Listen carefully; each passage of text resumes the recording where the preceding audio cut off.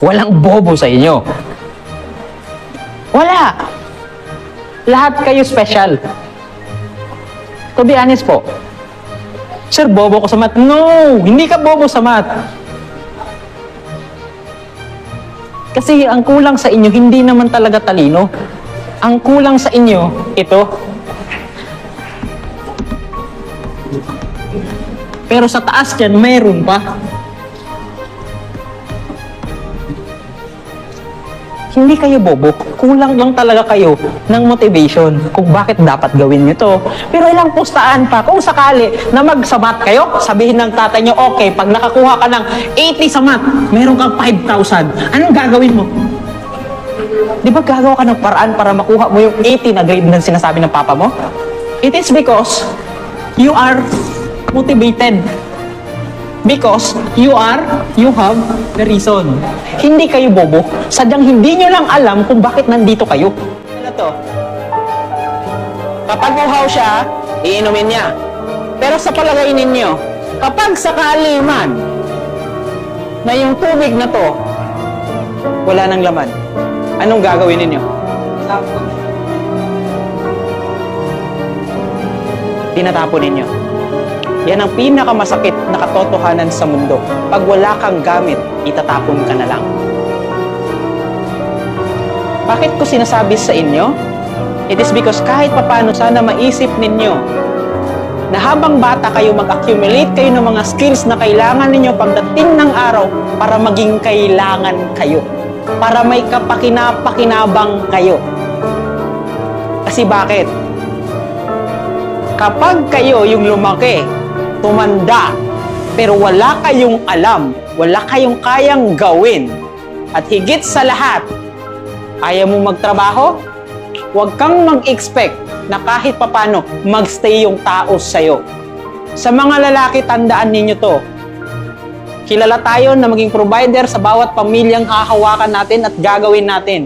Pero tandaan mo, huwag kang magtaka kapag iiwan ka ng taong mahal mo kung wala kang kayang i-provide sa kanila. Kasi bakit? Ulit-ulitin ko to sa inyo. Ang lalaki, kadalasan na walang pera, walang kwenta. Ito naman ang masakit sa babae. Sipin nyo, mag-aasawa kayo ng maaga kasi sabi nyo, ang gwapo niya, gusto ko siya. Pero ang iisipin nyo na lang, pag nabuntis kayo at nagkaanak kayo, ni 10 pesos hinihintay nyo yung asawa nyo pambili ng asin, pambili ng sabon, hihintayin mo pa para magdating siya, saka ka makabili.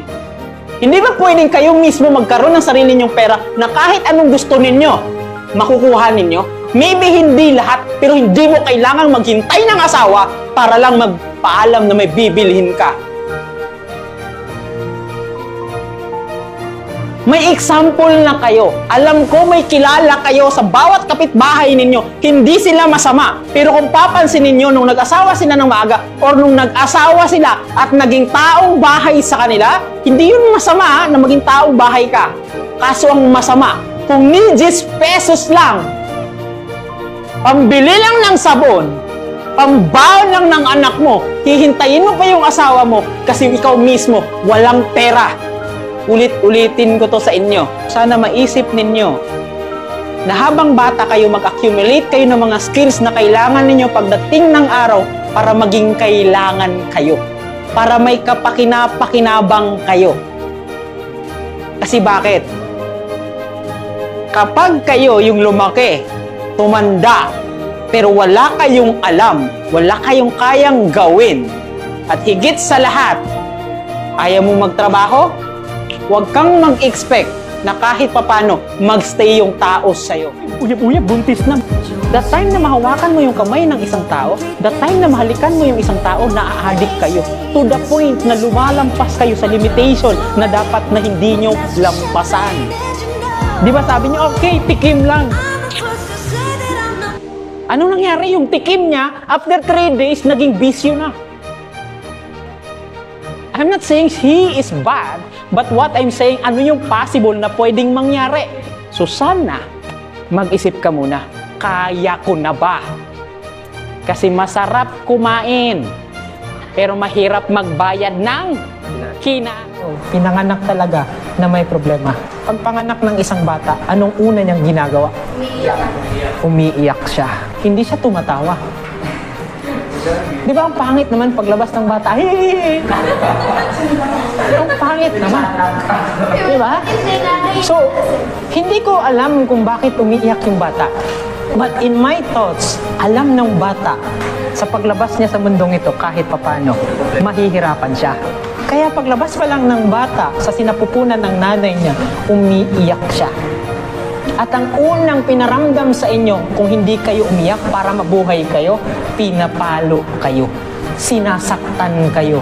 So it means, pagdating sa buhay, kung gusto mong mabuhay, kailangan mong masaktan. Kasi nung time na kahit papano, yung doktor ninyo, nung nakita ka niya, pinanganak ka at hindi ka umiiyak, anong ginagawa niya? Pinapalo ka niya. Kasi bakit? Gusto niyang maramdaman mo na masaktan ka kasi para mabuhay ka. So doon pa lang sa example na yon, tandaan ninyo. Maybe hindi mali yung assumption ko, pero in my point of view, lumabas kayo sa mundong ito na ang unang ginawa ninyo, umiyak kayo. At kapag hindi kayo umiyak, sasaktan kayo para mabubuhay kayo. Because by the end of the day, pain, struggle, and problem, mga magulang ninyo, para sa mga magulang ninyo na nagtatrabaho para sa inyo. Huwag niyong hintayin yung nanay at tatay niyo mawala. Dahil sa pagod, for example, tatawag sila sa inyo na ibang numero. Isipin nyo ha, may tatawag sa inyo na ibang numero, tiningnan mo sa cellphone mo, then may sasabihin sa'yo, Ma'am, si Ibad ba to? Yes po. O sa Tagalog pa, pasensya na po. Yung mama mo wala na. Anong ikinamatay? Dahil sa pagod, sa stress. Mag-aasawa kayo ng 14, 16, nabuntis kayo. Pag nakasawa kayo ng ganyan na edad, alam niyo ang hawak niyan, ML. Maglaro, magtagay sa labas. Hindi lahat. Kasi akin, immature pa yan. Tingnan mo rin yan na kahit papano, kahit ikaw mismo immature pa. Meron ng edad ko immature pa, yan pa kaya na 14. Napag-aralan ninyo sa science ninyo na ang utak ng tao, ng frontal lobe ninyo, tumatanda lang siya o nagmamature siya by the age of 20 to 25. 25. Ngayon, kung yung utak ninyo nagmamature ng 25, ibig sabihin immature pa yan, lalo ng 14. So how come na mag-aasawa kayo, magjojowa kayo, naghahanap ako ng matured na tao, samantalang ikaw immature pa? At ang pinakamasakit, nagdidemand kayo ng mature na tao, samantalang ikaw, hindi mo maintindihan yung sarili mo. Sir, I'm looking for tao na iintindi sa akin. Bakit kayo maghanap ng tao na iintindi sa inyo? Dapat maintindihan niyo muna yung sarili ninyo. Bakit? Pag nakatanggap kayo ng diploma ninyo, napakasarap. Pero bago nyo makuha yung another diploma ninyo, ang daming taong pwedeng tumabit sa inyo, pumasok sa inyo, hindi ko alam. At pagdating ng araw, mabubuntis kayo. Hindi ko sinabing goodbye na. Pero ang hirap po.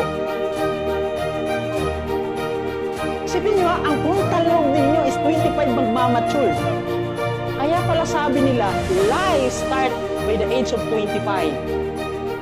May katotohanan kasi mismo ang frontal lobe ninyo, sabi nila is nagiging matured lang siya by the age of 25. Tapos ngayon, yes! Magjojowa ako kasi naghahanap ako ng matured na tao.